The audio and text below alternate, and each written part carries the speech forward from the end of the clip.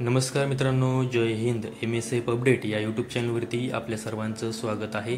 MSF बद्दल जी काही महत्त्वाची माहिती आहे ती यूट्यूबच्या माध्यमातून आपल्यापर्यंत पोहोचवण्याचा मी प्रयत्न करत असतो.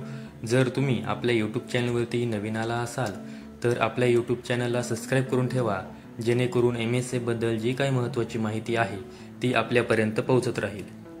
तर मित्रांनो, मी आजच्या व्हिडिओमध्ये तुम्हाला दिवाळी बोनस याविषयी माहिती देणार आहे.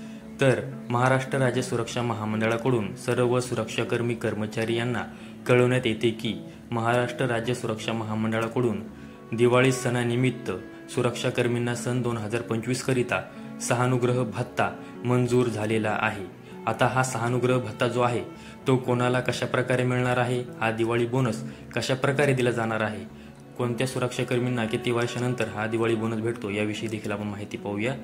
5 वर्षापेक्षा जास्त सेवा बजावलेल्या सुरक्षाकर्मींना 7,000 रुपये एवढा सहानुग्रह भत्ता देण्यात आलेला आहे. म्हणजे ज्या सुरक्षाकर्मींनी महामंडळामध्ये 5 वर्षापेक्षा जास्त सेवा दिलेली आहे त्यांना 7,000 रुपये हा सहानुग्रह भत्ता मिळणार आहे. त्याचबरोबर 2 वर्षापेक्षा जास्त परंतु 5 वर्षापेक्षा कमी ज्यांनी सेवा दिलेली आहे त्या सुरक्षाकर्मींना 5,000 रुपये एवढा सहानुग्रह भत्ता देण्यात आलेला आहे.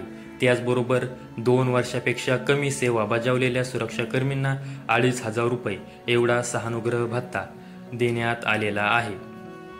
आता त्यानंतर एक महत्त्वाची अजून एक अशी माहिती आहे की ऑगस्ट 2025 पर्यंत ज्यांना नियुक्ती देण्यात आलेली आहे अशा सुरक्षाकर्मींना देखील सहानुग्रह भत्ता अदा करण्यात आलेला आहे.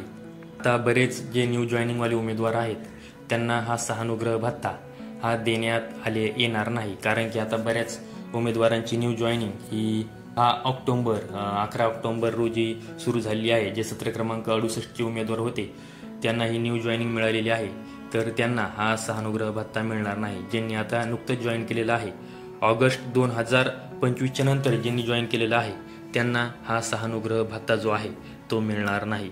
तर आता जे सुरक्षाकर्मी अगोदरपासूनच महामंडळ होते परत त्यांना हा सहानुग्रह भत्ता आलेला नाही, त्यांच्यासाठी महत्त्वाची माहिती अशी आहे की ज्या सुरक्षाकर्मींना सहानुग्रह भत्ता आलेला नाही अशा सुरक्षाकर्मींनी 31/10/2025 पर्यंत महामंडळाच्या मुख्यालयात योग्य ते गैरहजेरीचे कारण नमूद करून अर्ज सादर करावेत.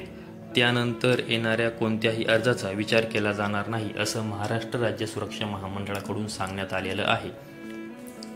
तर आता जे नवीन उमेदवार आहेत त्यांचे अजून बँक अकाउंट ओपन करायचे राहिले आहेत, बरेच त्यांचे काही डॉक्युमेंट ते राहिलेले आहेत.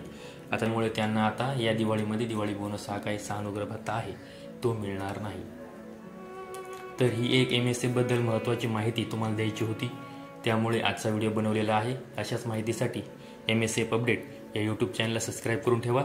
संपूर्ण व्हिडिओ पाहिल्याबद्दल धन्यवाद.